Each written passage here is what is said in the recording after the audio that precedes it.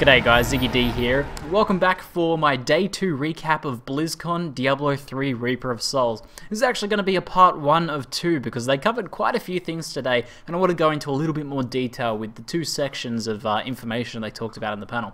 So in this video, I'm going to talk about the panel's focus on the Crusader and other class changes. They also talked about itemization and loot 2.0, so I'll talk about that in the next video, so make sure to stick around for that. But overall, I have to say, it looks like the game is still quite a ways off. They didn't really reveal everything that we've had data mined, and they weren't willing to talk about some things yet. So, based on this and the lack of, an announcement of any sort of beta, I'm suspecting that things are getting pushed back by quite a bit.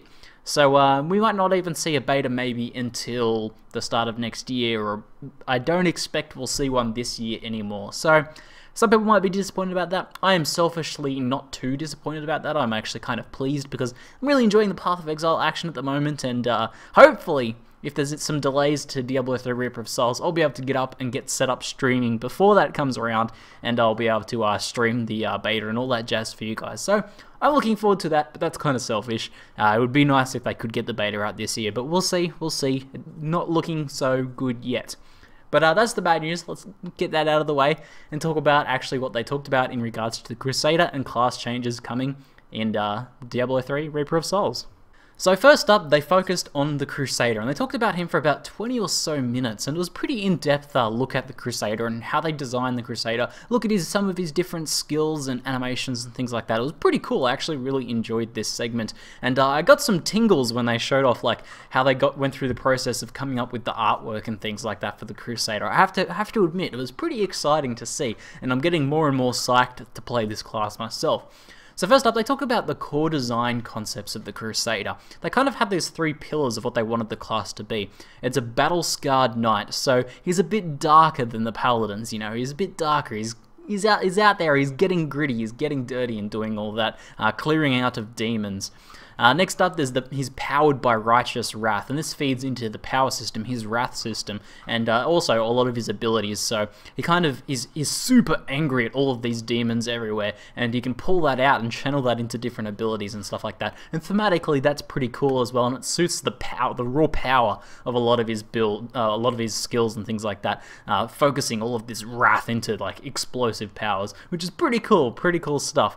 And then finally, he's a war machine made human. So they talked about something like an Abrams tank, this really blocky, tanky, thick, strong, but kind of, medium-ranged character. So he's a tanky melee character, but he plays at melee medium range a lot. So a lot of his melee abilities have a little bit of range on them. He uses his weapon itself is like a flail, and a lot of his abilities allow him to either teleport himself or fire from a bit of a distance, call down artillery bombardments, things like that, kind of that tank theming. And I really like how all of this is coming together, and I think it's going to be a lot of fun to play. And then finally, something that I really enjoy is that the shield is super central and important to his character. When they were going through the artwork design process for the Crusader, they really focused on the shield as like the center point. It was almost like the Crusader himself was standing off to the side a little bit with his shield right in the middle. And it's not just a defensive item for him, it's like bigger and more damaging than his actual flail. The flail is supplementary to the shield, and a lot of his abilities feed into that. There's a lot of shield attacking sort of abilities, which is really cool, because historically, I like to say this, the shield was not just a defensive piece of equipment, it was very offensive. It was used to attack, it was used to great effect in many battles throughout history, and it's really cool to see this represented and reflected in a character like this. The Crusader using the shield to devastating power is pretty exciting, and getting me more and more hyped to play this character. So we also got a look at some of the in-game armor sets for the Crusader. I was a little bit sad that in that screenshot they showed us, there wasn't like the thematic one that he's done in the artwork, but I think there's a lot more than what they just showed on this screenshot. But nonetheless, it was pretty cool to see the progression of him kind of in rags at the start, like a lot of the characters. Before he gets all his sick armor, he's actually pretty much just wearing normal clothing, and it's pretty cool to see the progression there, so I'll make sure to throw that up on the screen for you guys. Next up, they talked about animating the class and giving him a look and feel that supports these core design concepts that I talked about, the battle-scarred knight, the powered by righteous wrath, and a war machine made human.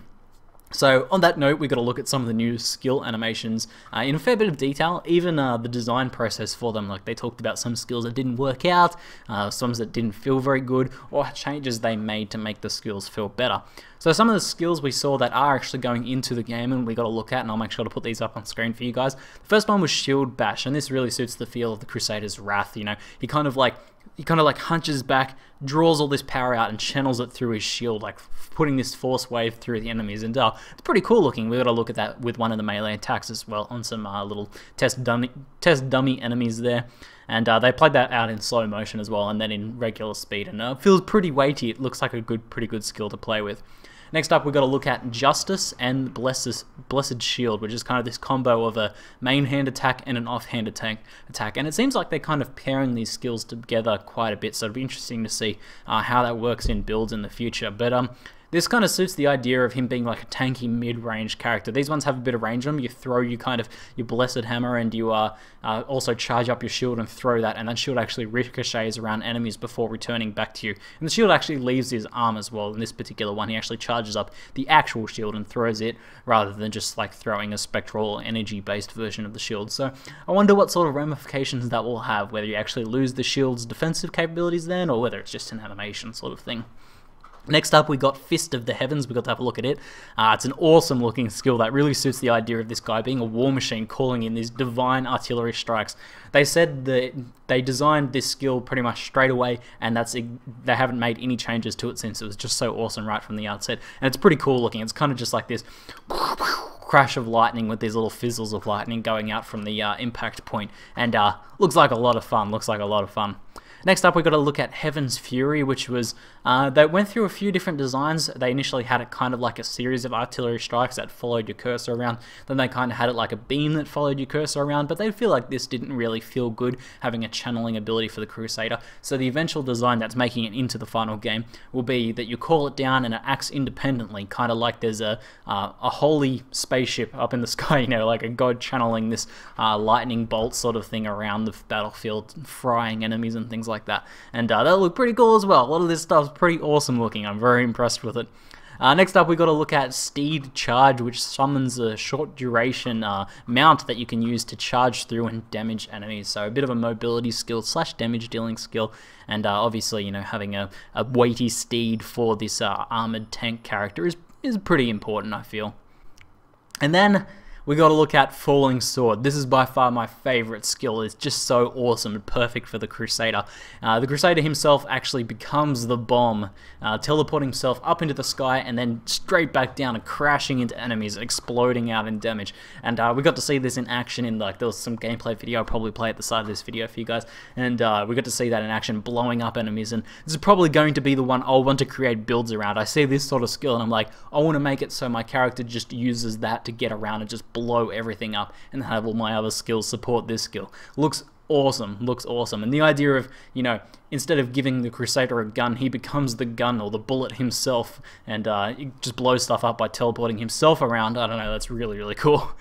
And then finally, we did get Blessed Hammer as a homage to the Crusader's Paladin roots, because the Crusader is kind of an evolution of the Paladin. So having the classic Diablo 2 style Blessed Hammer in there is a must, and I'm sure lots of people will be very pleased to see its return. So, after the Crusader, they gave us a brief look at the other classes. They talked about some hints on changes coming to the classes, and they gave us a look at one new skill each. There was hints there that there would only be one new skill per class, and not several. When we looked at the data mined information, they actually had several new skills per class, so these might have just been things they were testing out and actually aren't going into the final game, and maybe each class is just going to get one really good skill, but or maybe they just were only willing to show one skill in this. But the wording was kind of iffy, so I'm not too sure about that yet. They also talked about ensuring that a lot of changes they're making to the classes, because they are doing pretty much a balance and change pass over pretty much all of the skills of every class. And they're talking about ensuring that these bring each class back to its core design concept. So we talked about with the Crusader, making sure all his skills support his theme. They're trying to do that with all of the other classes. And in the current state of Diablo 3, this isn't quite the case, where some of the classes don't quite feel like their core design concept, and that's something they're looking to change. So first up, we took a look at the Barbarian, and they talked about his design. He's the strength and fury of the earth sort of class. But the problem is, his abilities like Earthquake and all that, they kind of just weren't used that much. Like, they just weren't that great. So they talked about they're going to be changing those and making them more impressive. They want this guy to be this hard-hitting, earth-crumbling, rock-shattering sort of character, and they're trying to do some changes to reflect that. Now, we also got, on that note, a look at his new skill called Avalanche, and this is a shout that causes a ton of rocks to fall down on his enemies, and certainly suits the theme of the class, and looks pretty cool. Next up, we took a look at the Wizard, and they wanted it to be a ranged character with strong elemental affinity. Currently, the Wizard is very strongly tied more to arcane power rather than elemental affinity, and this is something that's going to be changing. We've already seen in the data mined info that a lot of the skills are becoming more elemental focused, and they reiterated this in the panel today. They also showed off Frozen Orb, the new rune, and that's a callback to Diablo 2. And it looks pretty good. They actually showed like the old one in Diablo 2 and the new one in Diablo 3. So we're getting, the return of that classic skill, which I'm sure many people will be pleased about. And then the Wizard's new skill was Black Hole, which sucks in enemies from around the black hole and CCs them, probably also dealing damage. But this looks like it's going to be a very powerful and game-changing skill for the Wizard, because having the ability to group everything up and combine it with things like meteors or other AoE abilities is going to be very, very powerful, and also going to be a very strong CC when in a group and things like that as well. So that's going to be a very powerful skill, I think. It'll be interesting to see how people build around that. With the Monk, they talked about the Monk supposed to be this agile and fast-moving martial artist. It's supposed to be the fastest class in the game. That's what they want for the class.